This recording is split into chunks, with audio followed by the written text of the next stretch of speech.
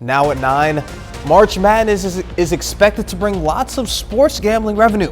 We'll hear from a local expert about how that gambling can become a problem. Plus, the East Newton School District hosts a meeting to discuss the bond issue to add a new junior high gym to the high school. And the Justice Department is now getting involved investigating major banking failures. I'm Lauren Blanchard in Washington. Plus, what a new inflation report could mean for interest rates. The 4 states' most watched news starts now. Thank you all for joining us tonight. I'm Jalen Banks. When March Madness begins this week, it'll be the first time betting on the tournament will be legal in Kansas. But that can bring a problem. KOAM's Shagun Bamdali spoke to a certified peer specialist about gambling addictions and has more. According to a study by the National Council on Problem Gambling, around 2% of adults in the U.S. have a gambling problem. That equates to around 5 million people. It can be likened to any other addiction in that people can get completely consumed by it, powerless over it, and it's an absolute home wrecker. Gambling addiction can be a slippery slope. Well, I think it's a very subtle slide into addiction. People start out, and it's fun at first, and then they find that it becomes fun plus problems, and then it's just problems. And by the time it's just problems, they find themselves trapped in it. This is the first year sports betting is legal in Kansas. One local says it will be betting this year. I wouldn't really bet more on like the teams that are very popular and have a good skill set, but rather on the teams that get overlooked and see if they can shock the world and make it to the top where nobody has really ever made it to. Although he has lost money in the past, Brooks says it is good to have some skin in the game. Rather than just watching it at your own house or in the stands or wherever you're at, you can really be involved in the game, whether it's them shooting the ball or them getting a steal. It really just depends on what's going on, but mainly it just gets you involved in the game. Reporting in Pittsburgh, Shagun Bamdali, KOAM News. Sports gambling became legal in Kansas in September. The National Council on Problem Gambling offers resources and support to people who may be struggling with the addiction. And now to weather, Chief Meteorologist Doug Hitty joins us. Well, it actually turned out to be a pretty nice Tuesday for us today. Very cold start, but at least we're warming up those afternoons a little bit more than what we have seen. Look at this low, 20 during the morning hours. 53, should be topping out near 60. We're going to go above 60 as we get into tomorrow afternoon, which will be nice. Still pretty much clear skies. We have some showers down to our south, will not affect us. Our next storm system building out across the western third of the country. That will start to affect us by the time we get into Thursday. Outside now, low to mid 40s. I think we'll bottom out mid to upper 30s. Late tonight, we'll shoot for an overnight low right around 35 degrees. All right, here's what we're working on. Winds start to pick up. Temperatures really warm up. Thunderstorm chances Thursday. Some could be strong and then turning sharply colder by Friday. I'm going to give you all those details here in just a bit. All right, see you then. The East Newton School District is in Granby, Missouri, is asking residents to approve a $5 million bond that would add a junior high wing to the high school. The district today hosted a community meeting to give residents more information about the project and answers any questions that they may have. If approved, the project would start by adding a gym to the high school campus for use by the junior high students. Then phase 2 would add the junior high classrooms to that campus as well.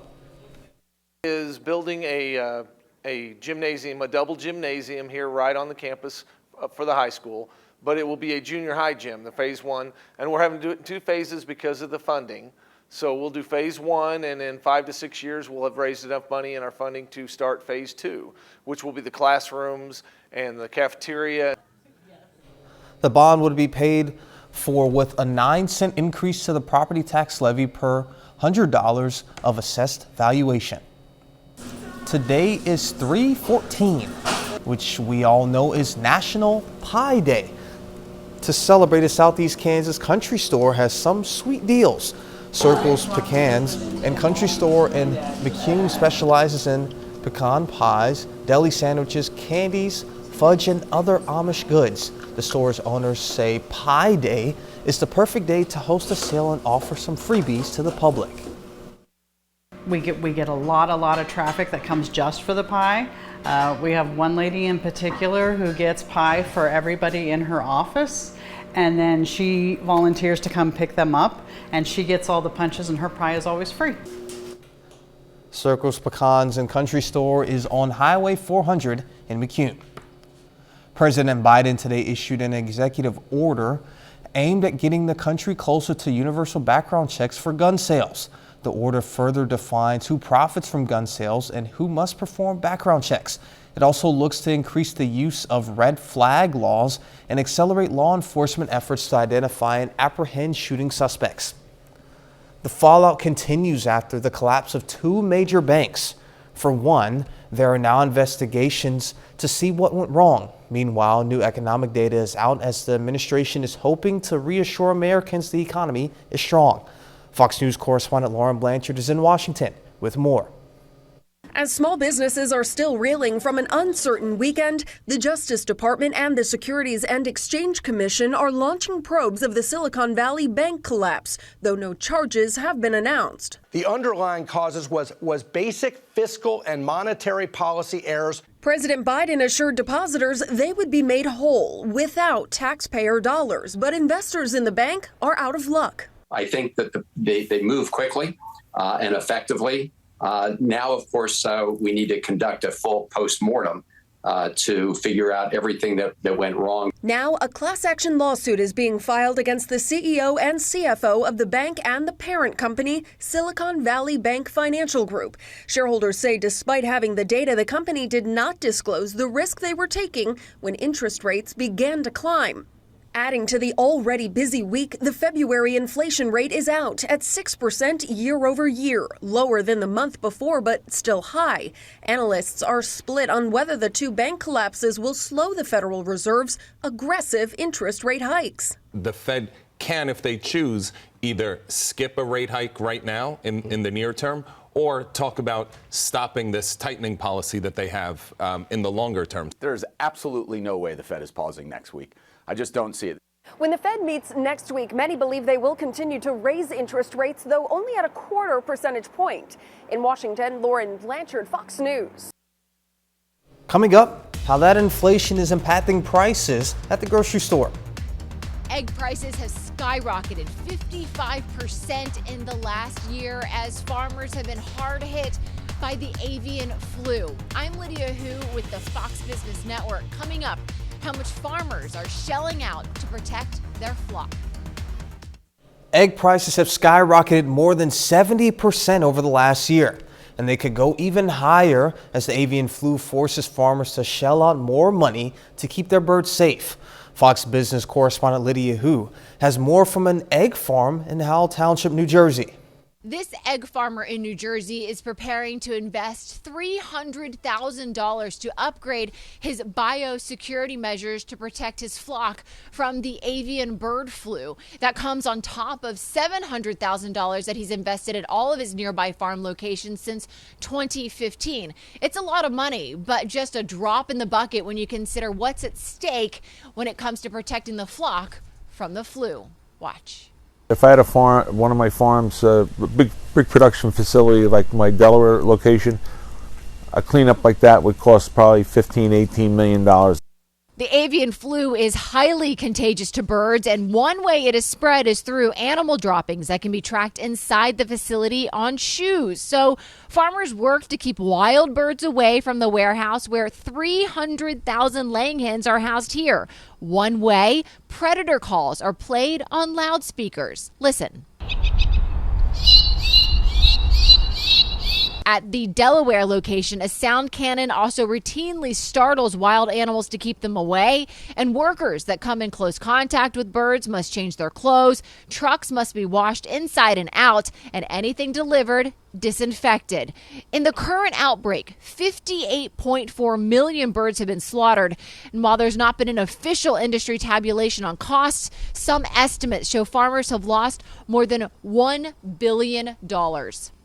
For consumers, the limited egg supply and the sustained demand means we're still seeing egg prices at the grocery store up 55% over last year. Reporting from Howell, New Jersey, Lydia Hu, Fox Business. Today is Equal Pay Day, a date that the U.S. marks to symbolize how far into the year the average woman must work in order to have earned what the average man had earned the entire previous year. According to the American Association of University Women, full-time women workers make 84% of what men with full-time jobs are paid on average. That gap is even greater for women of color. And Doug is back with a complete look at the forecast and later, a look at Carl Junction's motivations ahead of their state semifinals game this week.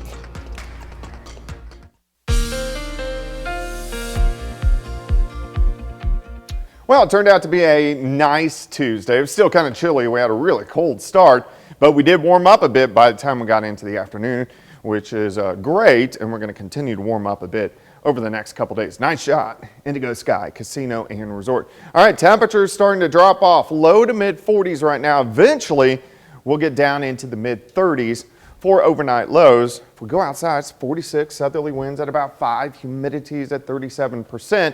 But we still have pretty much clear skies. Had some clouds skirting our southern counties earlier this evening, but those are gone. This weak little wave kind of diving down into eastern parts of Texas. This is not going to affect us, but this is our next big storm system moving into the western parts of the Rockies. So the western third of the country, and that system will affect us by the time we get into Thursday. Until then, we start to warm up. The winds really get cranking over the next couple days. All right, let's go through time. Mid 30s to start. We do get some mid and upper level clouds into the region. We should be well into the 50s by noon. And I think most of us will go into lower 60s for highs. You can see these southerly winds. So it's going to be pretty breezy once we get into tomorrow afternoon. Tomorrow night, clouds continue to thicken. May get a random shower or two in here by daybreak on Thursday. As we go through Thursday morning, scattered showers across the region. But it's Thursday afternoon. Here's our cold front. Watch the front. It marches in. We get thunderstorms along the front. So this is 2:30 Thursday afternoon and should get into the metro right around 4 or 5 p.m. Now, some of these storms could be a little bit stronger. I think severe weather will stay just south, but definitely something we want to watch. These quickly push through, gone by 7 or 8, but behind it, here comes the cold air. And you can see bands of light snow. So we may get a few bands of light snow Thursday night into Friday morning. If there were any accumulations, they look to be on the minor side right now, but something we'll watch.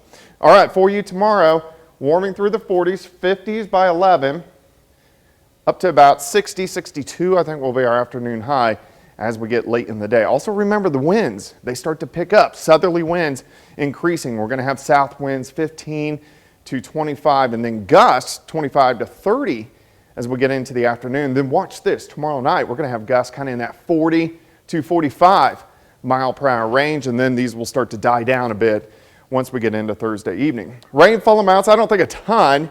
We'll have to see where those thunderstorms set up, but I would say most of us, 1/4 to 1/2 inch, isolated, heavier amounts. And again, I'm not expecting anything severe, but I do want to watch the southern half of the region for some stronger storms by the time we get into Thursday evening. All right, 62 tomorrow, 61 on Thursday, thunderstorms. Much colder. St. Patrick's Day, high temp of 43. The weekend looks good, just chilly, but look at those overnight lows. 5 nights in a row, we're going to be below freezing. And then we start to warm things up. Next week, more thunderstorms late in the week. All right, thank you, Doug. Coming up, China opening its borders. China wants you to visit the country, removing more COVID restrictions in an attempt to attract more tourists. I'm Greg Pelcott in London. That's my story. Coming up. China has fully opened its doors to the world for the first time since the COVID outbreak started more than 3 years ago. Fox News senior foreign affairs correspondent Greg Palco has more from London. Just 1 month after declaring victory over COVID, China's president says his country is once again ready to welcome the world. Xi Jinping announcing Tuesday that all foreign visitors will now be eligible for visas, ending the last COVID-era restrictions designed to prevent the spread of the virus. The review and issuance of tourist visas and other types of visas will be resumed. Recently, the COVID situation in China has remained stable. But the so-called zero COVID policy never really worked. Today's announcement effectively reopens the country after 3 years, despite high levels of transmission still being reported throughout the country. Some say it's a PR move designed to boost the sagging economy. But airlines claim there's a growing appetite for travel to China. We've been climbing our capacity from single-digit percentage into 1/3 by end of last year, and then 50% by March, and then 70% by end of this year. The announcement is also being seen as a way to soften views of Beijing among Western tourists and businesses as the controversy over the origin of COVID-19 heats up. More pressure now being applied by American lawmakers who claim the virus originated in a lab in Wuhan and was released by accident. What our research has shown is that there's a preponderance of evidence that would show that this virus originated in Wuhan, China. Today's announcement did not contain details about whether Beijing will require vaccine passports or negative COVID tests before entering the country. In London, Greg Palcott, Fox News. The CDC says it plans to eliminate HIV as a global threat by 2030. The announcement came during a CDC telebriefing Tuesday where officials highlighted PEPFAR's impact over the last 2 decades. PEPFAR stands for the U.S. President's Emergency Plan for AIDS Relief, which was announced by then-President George Bush in 2003. The program expanded access to life-saving HIV treatment and bolstered health systems globally, dramatically reducing the number of HIV infections and deaths. The first ever nasal spray to treat migraines was just approved by the Food and Drug Administration. Pfizer's Zaspret can relieve users of pain as fast as 15 minutes. According to the Migraine Research Foundation, almost 40 million Americans suffer from migraines.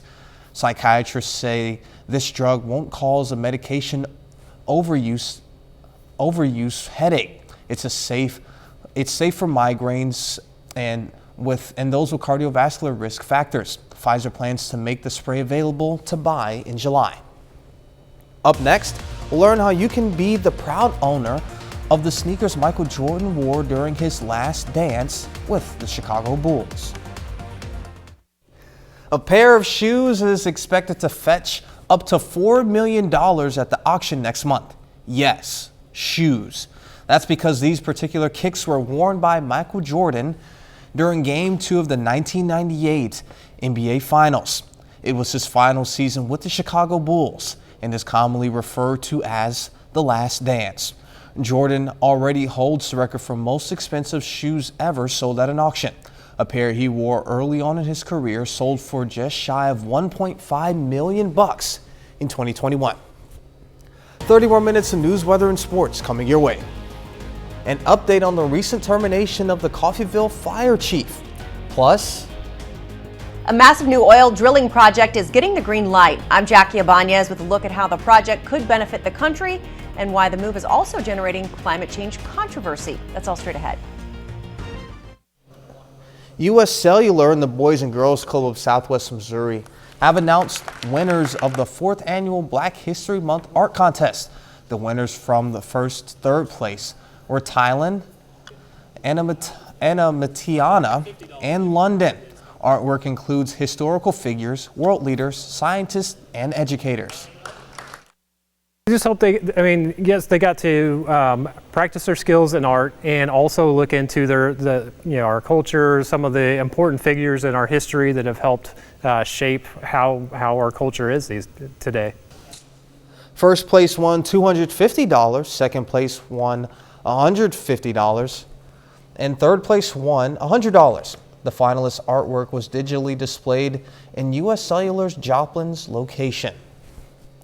Today is Equal Pay Day, a date that symbolizes and marks how far into the year the average woman must work in order to have earned what the average man had earned the entire previous year. According to the American Association of University Women, full-time women workers make 84% of what men with full-time jobs are paid. On average, that gap is even greater for women of color. Vinyl records could be making a comeback. The Recording Industry Association of America says for the first time in more than 3 decades, vinyl records outsold CDs. They say just over 41 million vinyl albums were sold last year, bringing in a whopping $1.2 billion. And according to the BBC, only 33 million CDs were sold last year, totaling $483 million. A new oil drilling project in Alaska has received approval from the White House.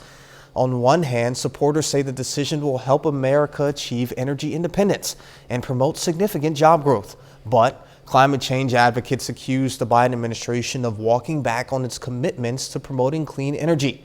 Fox News correspondent Jackie Abanez takes a closer look.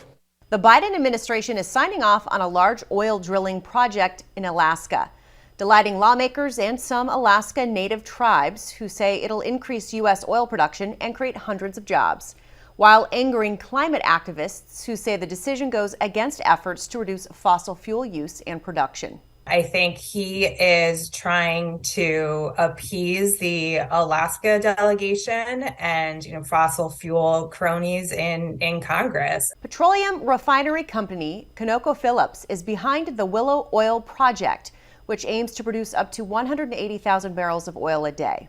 Company executives wanted to build up to 5 drill sites and extensive infrastructure on federally owned land in the National Petroleum Reserve in northwest Alaska.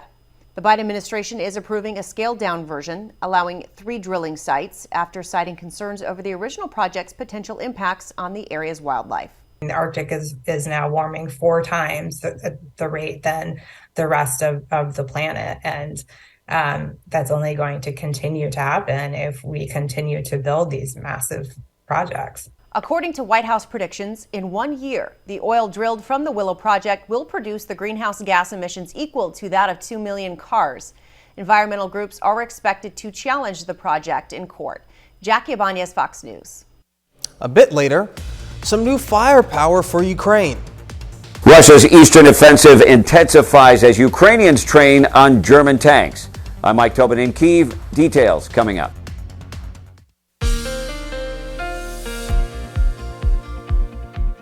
Well, it turned out to be a nice Tuesday. It was still kind of chilly. We had a really cold start, but we did warm up a bit by the time we got into the afternoon, which is great, and we're going to continue to warm up a bit over the next couple days. Nice shot. Indigo Sky Casino and Resort. All right, temperatures starting to drop off. Low to mid 40s right now. Eventually, we'll get down into the mid 30s for overnight lows. If we go outside, it's 46, southerly winds at about 5, humidities at 37%. But we still have pretty much clear skies. Had some clouds skirting our southern counties earlier this evening, but those are gone. This weak little wave kind of diving down into eastern parts of Texas. This is not going to affect us, but this is our next big storm system moving into the western parts of the Rockies. So the western third of the country, and that system will affect us by the time we get into Thursday. Until then, we start to warm up. The winds really get cranking over the next couple days. All right, let's go through time. Mid 30s to start. We do get some mid and upper level clouds into the region. We should be well into the 50s by noon. And I think most of us will go into lower 60s for highs. You can see these southerly winds. So it's going to be pretty breezy once we get into tomorrow afternoon. Tomorrow night, clouds continue to thicken. May get a random shower or 2 in here by daybreak on Thursday. As we go through Thursday morning, scattered showers across the region. But it's Thursday afternoon. Here's our cold front. Watch the front. It marches in. We get thunderstorms along the front. So this is 2:30 Thursday afternoon and should get into the metro right around 4 or 5 p.m. Now, some of these storms could be a little bit stronger. I think severe weather will stay just south, but definitely something we want to watch. These quickly push through, gone by 7 or 8. But behind it, here comes the cold air. And you can see bands of light snow. So we may get a few bands of light snow Thursday night into Friday morning. If there were any accumulations, they look to be on the minor side right now, but something we'll watch. All right, for you tomorrow, warming through the 40s, 50s by 11, up to about 60, 62, I think will be our afternoon high. as we get late in the day. Also remember the winds, they start to pick up. Southerly winds increasing. We're going to have south winds 15 to 25 and then gusts 25 to 30 as we get into the afternoon. Then watch this, tomorrow night we're going to have gusts kind of in that 40 to 45 mile per hour range, and then these will start to die down a bit once we get into Thursday evening. Rainfall amounts, I don't think a ton. We'll have to see where those thunderstorms set up, but I would say most of us 1/4 to 1/2 inch isolated heavier amounts. And again, I'm not expecting anything severe, but I do want to watch the southern half of the region for some stronger storms by the time we get into Thursday evening. All right, 62 tomorrow, 61 on Thursday, thunderstorms. Much colder. St. Patrick's Day, high temp of 43. The weekend looks good, just chilly, but look at those overnight lows. 5 nights in a row, we're going to be below freezing. And then we start to warm things up next week, more thunderstorms late in the week. Citizens of Coffeyville, Kansas are speaking out in support of their fire station. KOAM's Amber Jenkins has more. After the recent firing of Coffeyville's fire chief, Kenny Ward, the community wants answers from the city. That to me is sad. To me, the citizens of Coffeyville need to step forward. Us people who have parents here who are going to grow old here. And we need to stand up for our city and ask for what we need. The fire chief's termination is not the only issue at hand. Former firefighters want to express the importance of the hazmat team to the fire station and the community. I just want to set the record straight because there's been some discussion as to how the hazmat team is paid. The local fire union and community believes the city manager, Mark Hall, fired Ward due to disagreements over the pay rate for the hazmat team. The community came out to the commissioners' meeting to express the support for the former fire chief. Well, I don't know if they know this already, but the hazmat team was formed in Coffeyville because a regional flow study was done of the 12 counties in southeast Kansas, and Coffeyville has more hazardous materials to flow through this county than any of the other 12. It wasn't even close. Multiple members of the community voiced that the restrictions the firefighters are under are keeping them from serving Coffeyville effectively. But night or day, you could call them all the elderly people, and the current city manager put a stop to that. I reached out to all of Coffeyville's commissioners and was denied a comment on the subject. Reporting in Coffeyville, Amber Jenkins, KOAM News. Coffeyville officials plan to address the issues at the next city commissioner meeting. Coming up in sports, Missouri Southern baseball aims for their 4th straight win hosting Rogers State. Plus, the Pittsburgh State Gorillas hit the field against MIAA rival Emporia State. Jacob Winter joins us with those highlights and more after this.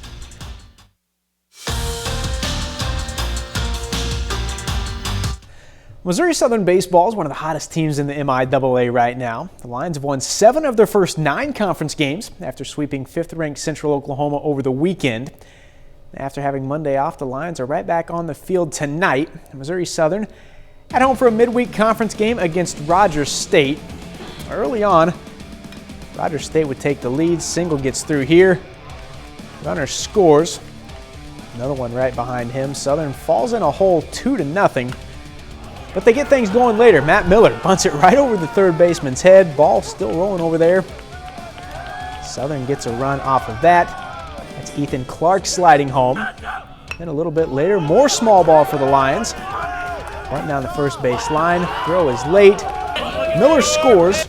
Southern really got going in the 4th with the bases jacked. Nate Miskowski clears the fence and left. That is a grand slam for Miskowski. The Lions actually scored 14 runs in the 4th. They go on to roll in this one, 19-3. Well, the Pittsburgh State Gorillas also on the field tonight, hosting MIAA rival Emporia State. Now in the 2nd inning, Hornets with a runner on first trying to steal, but Nixon Brannon, perfect throw to get the out.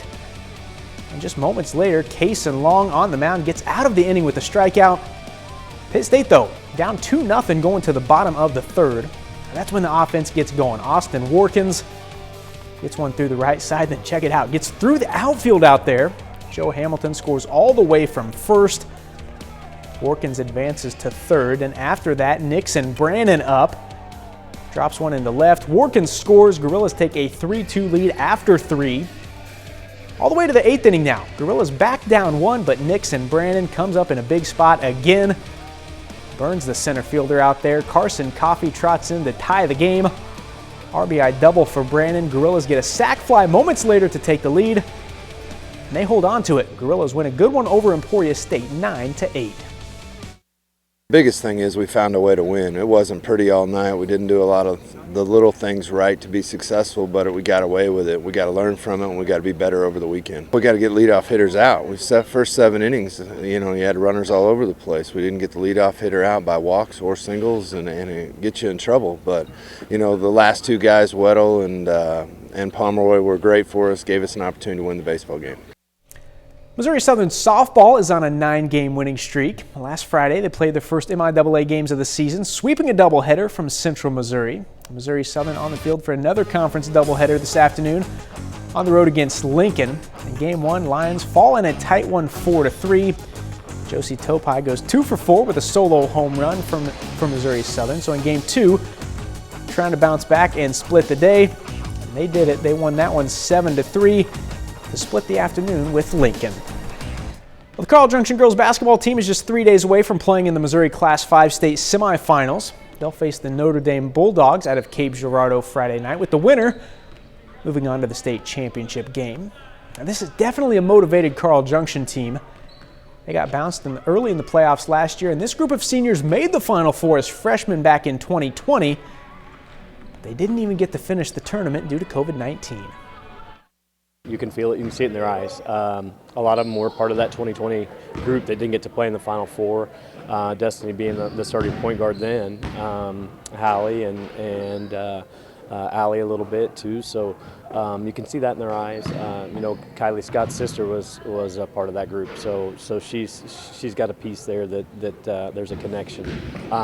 Last year West Plains beating us. They didn't upset us, but beating us, that's a huge piece. And even the year before they got us. So these kids want to get there, and we've been able to accomplish that. But our work's not finished. So we're excited, and hopefully we can have a good showing on Friday and Saturday. Well, that's a look at sports. We're back with more news after this.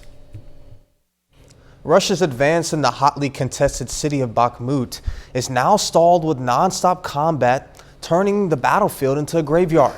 Fox News senior correspondent Mike Tobin has more from Kyiv, Ukraine. The longest battle of the war is grinding on. Russia taking heavy casualties as its nonstop assault in the city of Bakhmut churns up manpower and resources. The Russian advance is now reportedly stalled, and the Wagner mercenary group has resorted to recruiting fresh troops at Russian high schools.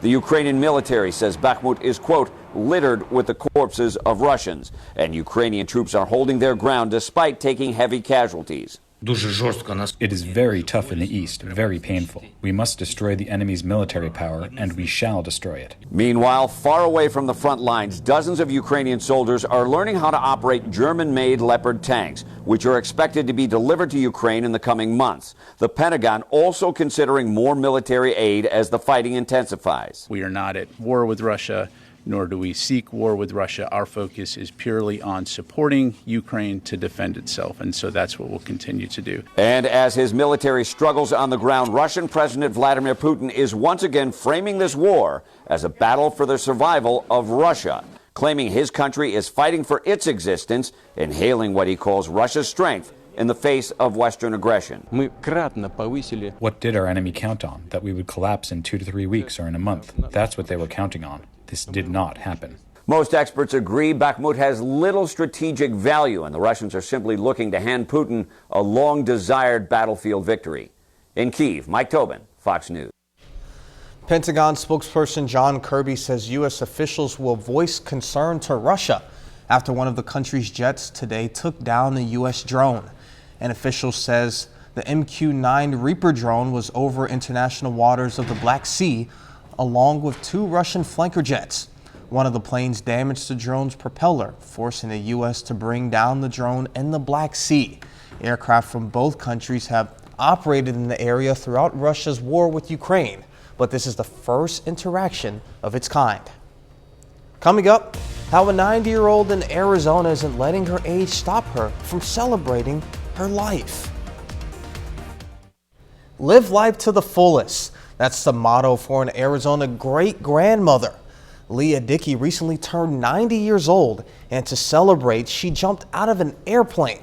Reporter Christine Stanwood has the story.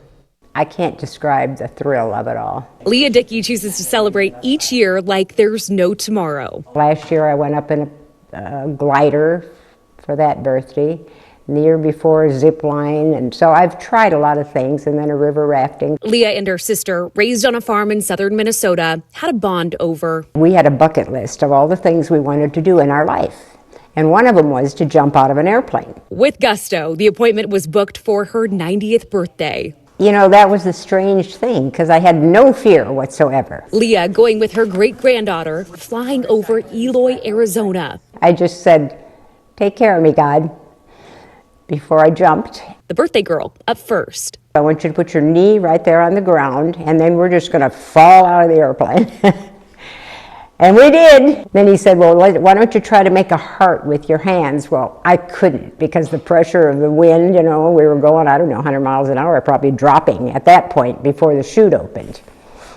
And then it was piece of cake after the chute opened. Her infectious smile likely could be seen for miles.